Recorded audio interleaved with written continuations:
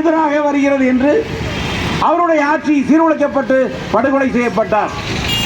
இந்த வரலாறு என்பது உலகத்தில் இவர்களது நோக்கமல்ல. இப்பொழுது வெனிசுலாவில் நடப்பது ஏதோ போதைப் பொருள், அதெல்லாம் காரணம் இல்லை.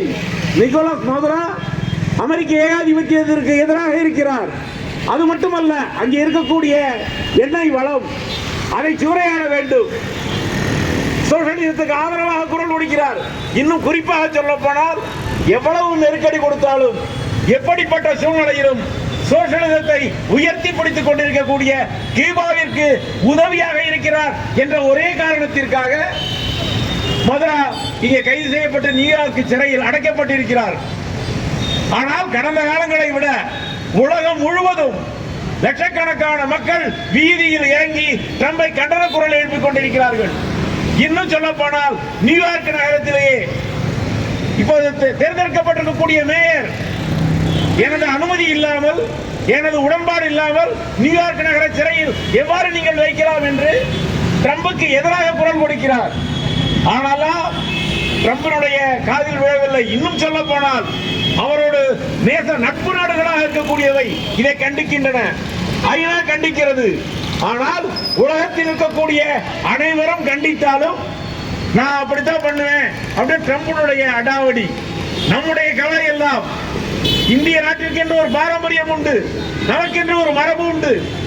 அடிசேரார் கொள்கை, கூட்டுச்சேர நாடுகளுடைய தலைமை தாங்கிய மூன்றாம் உலக நாடில் ஒரு சக்தி மிக்க ஜனநாயக நாடாக விளங்கிய இந்தியாவினுடைய பிரதமர் வாய்மூடி மௌனியாக இருக்கிறார்.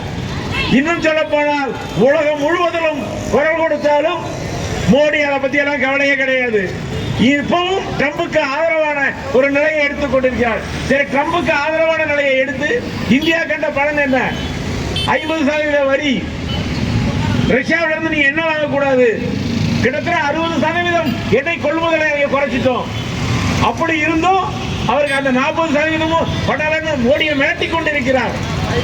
ஆனால் இந்தியாவில் இருக்கக்கூடிய ஜனநாயக சக்திகளும் கம்யூனிஸ்டுகளும், குறிப்பாக மார்க்சிஸ்ட் கட்சி, தொடர்ச்சியான இந்த போராட்டத்தை இந்தியாவெங்கும் நடத்தி கொண்டிருக்கிறோம். ஜனநாயகத்திற்கு ஆதரவாக, சோஷலிசத்துக்கு ஆதரவாக நம்முடைய குரல் வலுவாக உலக அரங்கில் பதிவாகிக் கொண்டிருக்கிறது. அதனுடைய ஒரு பகுதியாகத்தான் நம்முடைய அமைப்புகளும் நம்முடைய தொழிற்சங்க இயக்கங்களும் தொடர்ச்சியான கண்டன இயக்கத்தை புதுச்சேரியிலும் நடத்தி கொண்டிருக்கிறோம். இன்றைய தினமும் அதனுடைய ஒரு பகுதியாகத்தான் இந்த கண்டன ஆர்ப்பாட்டம் நடந்து கொண்டிருக்கிறது. இந்த ஆர்ப்பாட்டத்தினுடைய விரிவான ஒரு உரையை உரையாற்றுவதற்கு நமது அரசியல் தலைவர்